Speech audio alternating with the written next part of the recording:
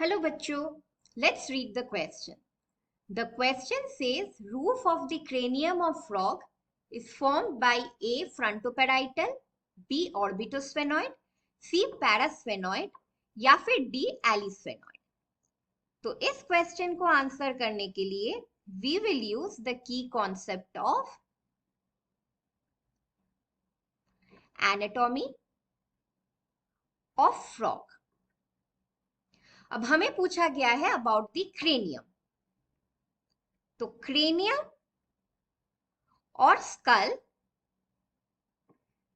एक bony structure है जो कि ब्रेन को प्रोटेक्ट करता है from any kind of external injury.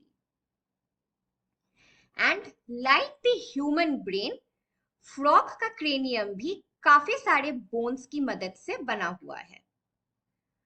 तो अब आते हैं हमारे ऑप्शंस पे. हमारा पहला ऑप्शन है फ्रंटोपेराइटल.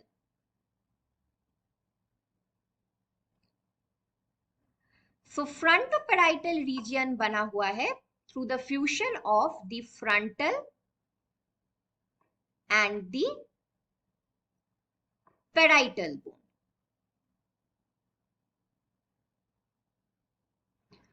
फ्रंटल बोन फॉर्म करता है the anterior part of the skull, यानी कि स्कल का सामने वाला हिस्सा,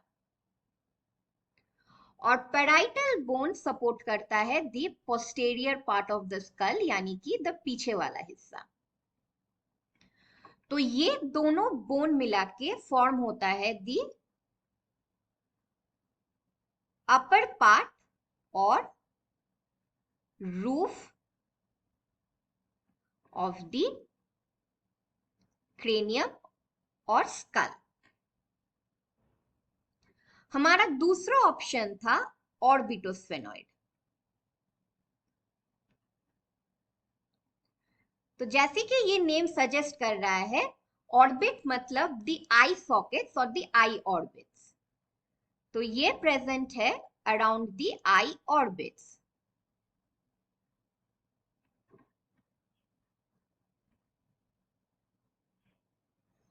and this provides support to the structure of the eye. हमारा तीसरा ऑप्शन है the parasphenoid.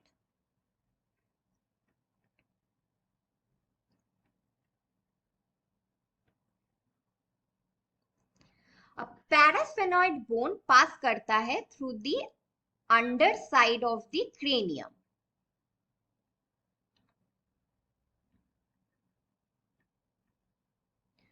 तो ये एक लाइन की तरह है जो ब्रेन के फ्रंटल पार्ट और पेराइटल पार्ट को कनेक्ट करता है. And this forms the floor of the cranium.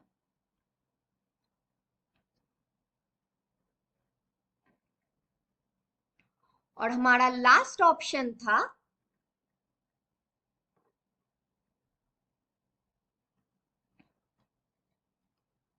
एलिस्फेनॉइड.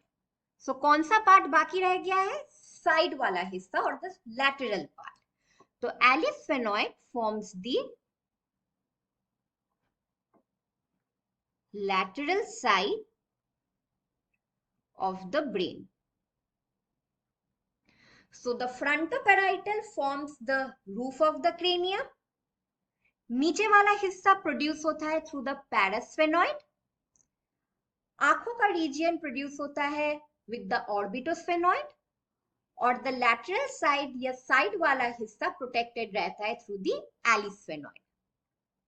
तो अगर हम अब ऑप्शंस में जाए, the roof of the cranium is formed by, the final answer is A. frontoparietal. Hope you understood it well. Best of luck.